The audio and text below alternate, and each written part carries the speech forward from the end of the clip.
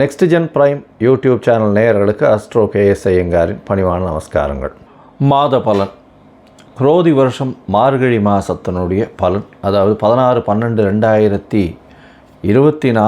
13/1/2025 வரை உண்டான காலகட்டத்திற்கு என்னென்ன பலன்கள் மேஷம் முதல் மீனம் வரை அப்படின்னு பார்க்கலாம். அதற்கு முன்னாடி இந்த மாதத்தில் வரக்கூடிய கோள்சாரம் என்ன, கோள்களின் மாற்றங்கள் என்னென்ன இந்த மாதத்தில், அது தவிர இந்த மாதத்தில் வரக்கூடிய விசேஷங்கள் என்னென்ன அப்படின்றதையும் பார்ப்போம். அதற்கு பிறகு ஒரு ராசியாக வரிசைப்படுத்தி இந்த மாதத்தினுடைய பலன்களையும் இந்த மாதத்தில் சந்திராஷ்டம நாட்கள் என்னன்றதையும் பார்க்கலாம். இந்த மாதத்தினுடைய கோள்சாரம் அப்படின்னு பார்க்கும்பொழுது காலபுருஷ தத்துவத்தின் 2வது ராசியான ரிஷபத்தில் குரு வக்கரகதியில், கடகத்தில் செவ்வாய் வக்கரத்தில், கன்னியில் கேது, விருச்சிகத்தில் புதன், சூரியன் மார்கழி மாதம்ன்றதுனால தனுசு மாதம் தனுசு ராசியில், சுக்கிரன் மகரத்தில், கும்பத்தில் சனி, ராகு மீனத்தில் இருக்க. இந்த மாதம் மாத கிரகம்னு சொல்லக்கூடிய சூரியன் தனுசுக்கு வந்ததிலிருந்து தனுர் ராசி தனுர் மாதம் ஆரம்பமாகுது.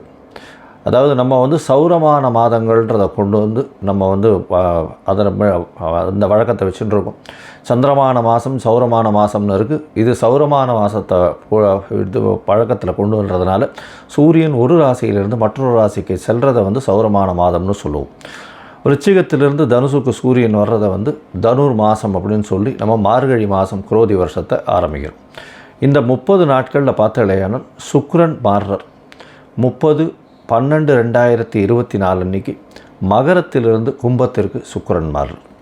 அது தவிர புதன் 1/1/2025 அன்றைக்கி விருச்சிகத்தில் இருக்கக்கூடிய புதன் தனுசுக்கு போகிறார்.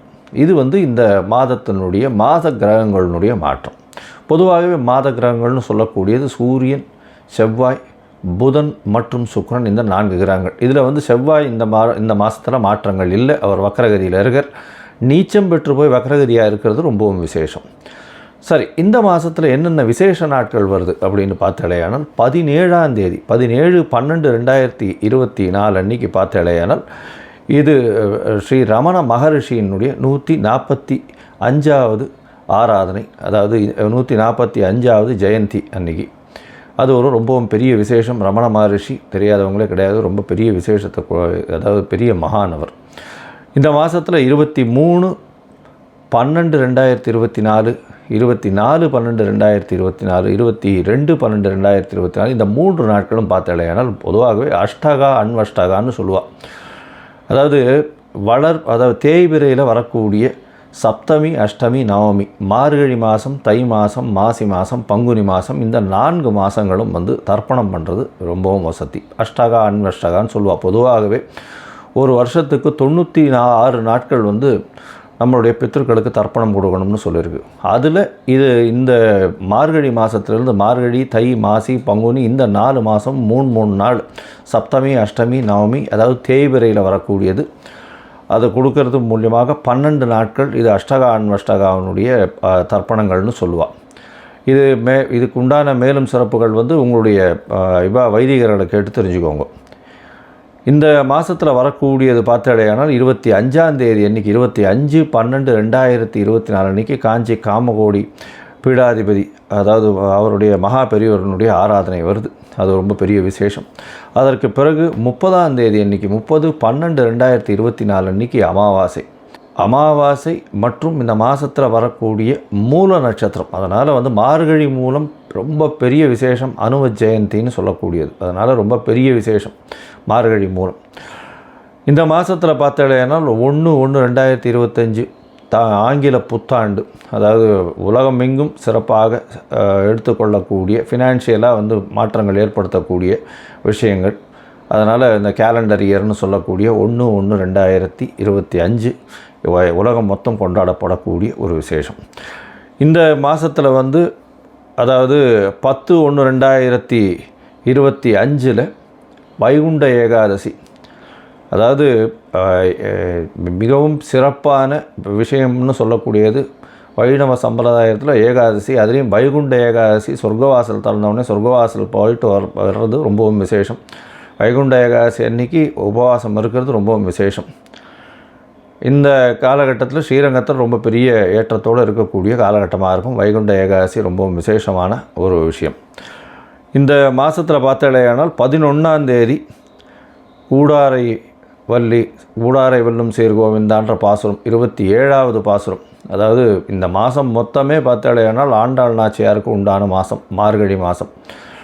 பொதுவாகவே மார்கழி மாதம்னு சொல்லக்கூடியது தேவர்களுக்கு, அதாவது இந்த தட்சிணாயனம்ன்றது ஈவினிங் டைம், அதாவது ராத்திரி பொழுதுன்னு சொல்லக்கூடியது. இது அதிகாலை பிரம்ம முகூர்த்த நேரம்னு சொல்லக்கூடியது. ஏன்னா இதுக்கு அடுத்த மாதம் பார்த்தாலேயானால் தை மாதம் வந்துடுறது, உத்தராயணம் பிறந்துடும். அதனால் இது பிரம்ம முகூர்த்த காலம்னு சொல்லக்கூடியது இந்த மார்கழி மாதம். அதனால் எல்லோரும் கார்த்தால் ஒரு 4 மணி 4:15 மணிக்கே எழுந்து திருப்பாவை சொல்கிறதும் திருவம்பாவை சொல்கிறதும் ரொம்ப விசேஷம். ஆண்டாள் நாச்சியார் 12 ஆழ்வார்களில் அவரும் ஒருத்தர். அதாவது ஒரே ஒரு பெண் ஆழ்வாராக இருக்கிறது பெரிய விசேஷத்தை கொடுக்கும். அவர் சொன்னது இந்த திருப்பாவை 30 சொல்கிறது ரொம்ப விசேஷம். இந்த 27வது பாசுரம் பெரிய விசேஷத்தை கொடுக்கக்கூடியது. கூடாரை வெல்லும் சீர்கோவிந்தான்ற பாசுரம் அது இந்த 11ஆம் தேதி 11/1/2025 அன்றைக்கி வருது. 13ஆம் தேதி போகி பண்டிகை. அது தவிர போகி பண்டிகைன்னா இந்த மாதம் முடியறது. 14ஆம் தேதிக்கு மகர சங்கராந்தி ஆரம்பிச்சுடுறது, தை மாதம் ஆரம்பிச்சுடுறது. 13ஆம் தேதியோடு இந்த மாதம் முடிஞ்சுடுறது. இந்த மாதம் மொத்தமே ரொம்பவும் விசேஷமான நாட்களாகவே இருக்கும். ஏன்னா 30 நாட்களும் சிவன் கோவில்லையும் சரி வைணவ கோவில்லையும் சரி ரொம்பவும் விசேஷமாக இருக்கும். வைணவ கோவில் எல்லாவற்றிலும் திருப்பாவை சத்தங்களும் திருப்பாவை பாடல்களும் திருப்பாவை பஜனைகளும் கார்த்தால இருக்கும்.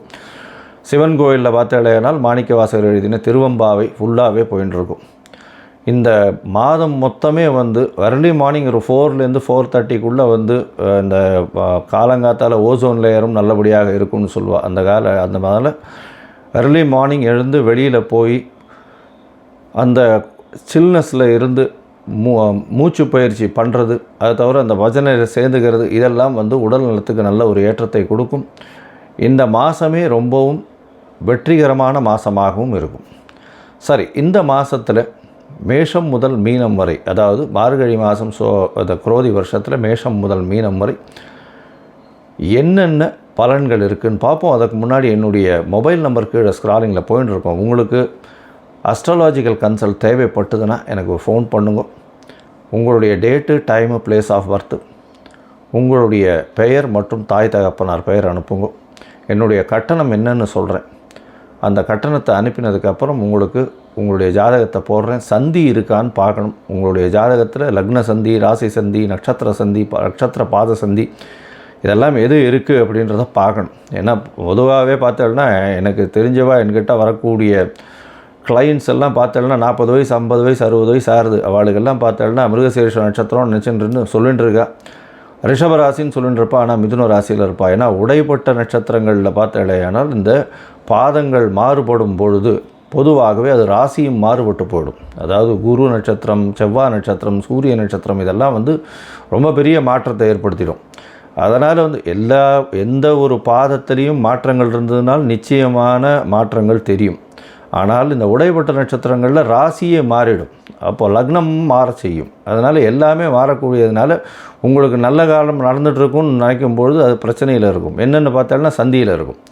அதனால் முதல்ல உங்களுடைய டைம் ஆஃப் பர்த்தை போட்டு சந்தி இருக்கான்றதை முதல்ல குறித்ததுக்கு அப்புறம்தான் உங்களுக்கு ஜாதகத்தை போட்டு அதற்கப்புறம் அப்பாயின்மெண்ட் உங்களோட பேசுகிறேன்.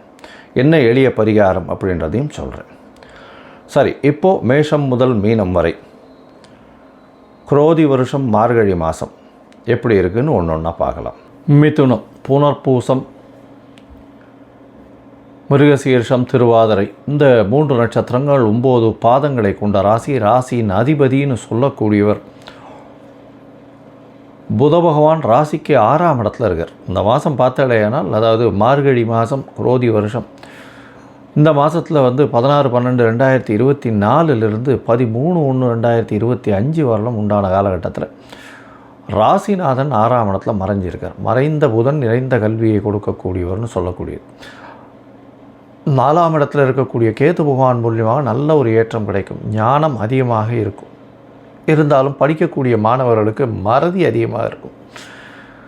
படிக்கக்கூடிய மாணவர்களுக்கு பார்த்தோம்னா மறதி கொஞ்சம் அதிகமாக இருக்கக்கூடிய காலகட்டமாக அமையப்போகிறது. இந்த காலகட்டத்தில் ஒரு தடவைக்கு 4 தடவை படிக்கிறது ரொம்பவும் நல்லது.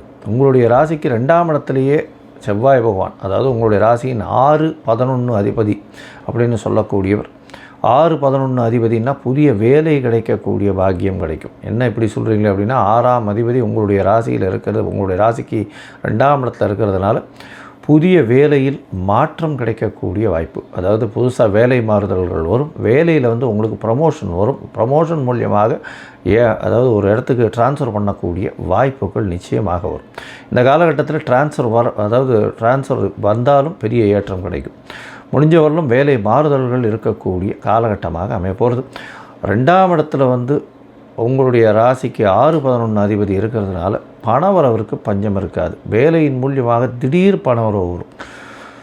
நினைத்து பார்க்க முடியாத அளவுக்கு பணம் வரக்கூடிய வாய்ப்புகள் நிச்சயமாக இருக்கும். இந்த வாரத்தில் பார்த்தலையானா உங்களுடைய ராசிக்கு சமசப்தமத்தில் சூரியன் போகிறார். பொதுவாகவே இந்த மார்கழி மாதம் அப்படின்னு சொல்லும் பொழுது, அதாவது மாத கிரகங்கள்னு சொல்லக்கூடிய சூரியன், செவ்வாய், புதன் மற்றும் சுக்கிரன், இந்த 4 கிரகத்தினுடைய மாற்றங்களை வச்சு தான் நம்ம சொல்கிறோம். இந்த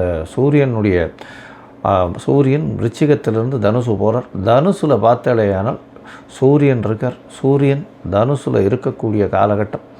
இந்த காலகட்டத்தில் சமசப்தமத்தில் சூரியன் இருக்கிறதுனால எதிர்பாலினத்தோர் மூலியமாக சிறு சிறு தொல்லைகள் வரும்.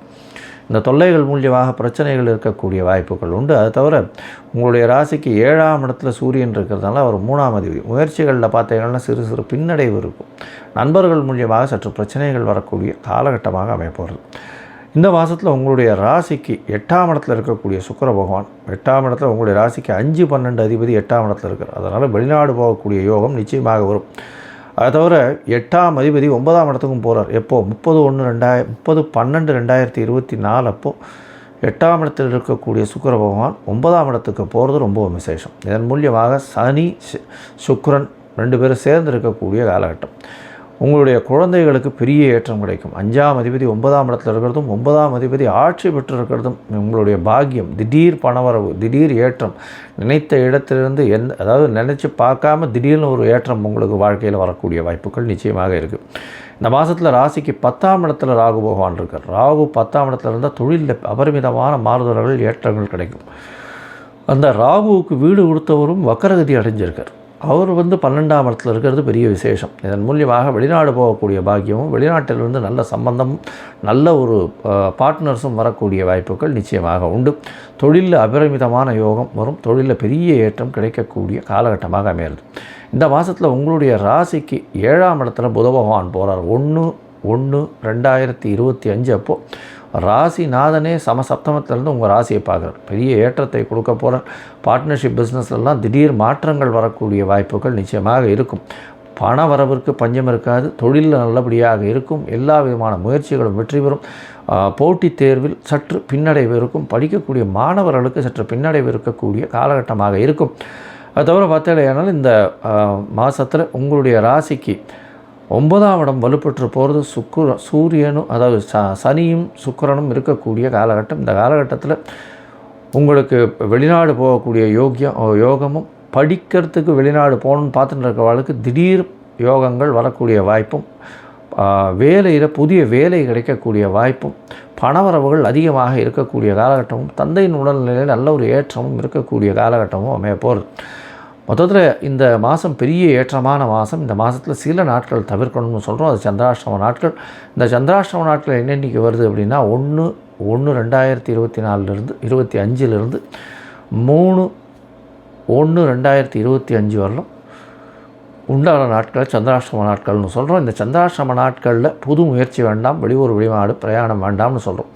ஒருவேளை பண்ண வேண்டிய கட்டாயம் இருந்ததுன்னா சந்திரனுக்கு உண்டான எளிய பரிகாரமான அருகில் இருக்கக்கூடிய கோவிலில் நெல் இல்லைன்னா பச்சரிசி தானமாக கொடுக்கும். அது உங்களுக்கு சந்திராஷ்டமத்தின் தாக்கத்தை நிச்சயமாக குறைக்கும். இந்த மாதம் இந்த மிதுன ராசிக்காரர்களுக்கு நல்ல ஒரு ஏற்றமான காலமாக அமையப்போகிறது.